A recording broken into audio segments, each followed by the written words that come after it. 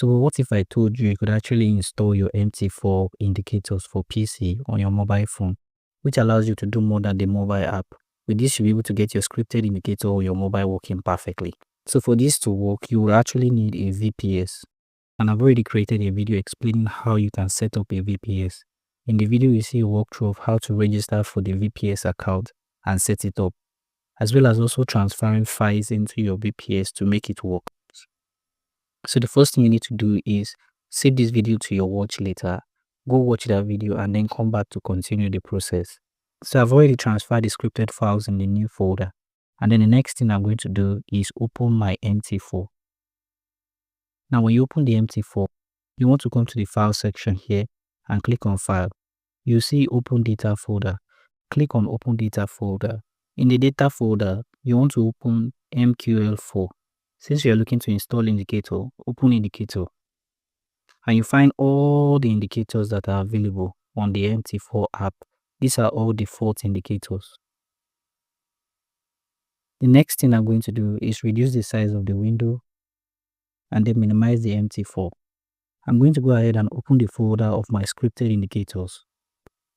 And then I'm going to select all the files. Copy all the files. So if you have one indicator you want to add, you just need to copy only that indicator. Since I have multiple indicators, I'll be copying all the indicators. You can go ahead and minimize or close this and then come to your MQL file folder. And then paste the new indicators you've just copied. They'll all be added in this section.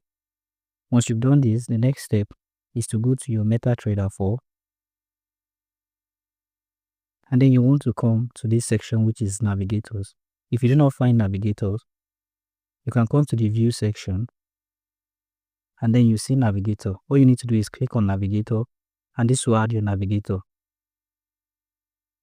Now you can right click in the navigation section. If that doesn't work, all you need to do is go ahead and close your MetaTrader 4 and then open it again.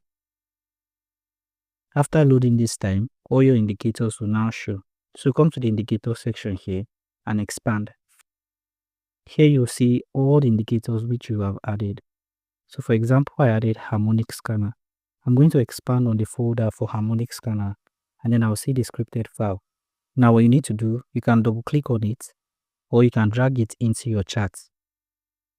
In this section, you're going to see common. Click on common and here you see allow DLL import. So if you downloaded the indicator from a provider and they require you to allow DLL import, you need to do that in this section.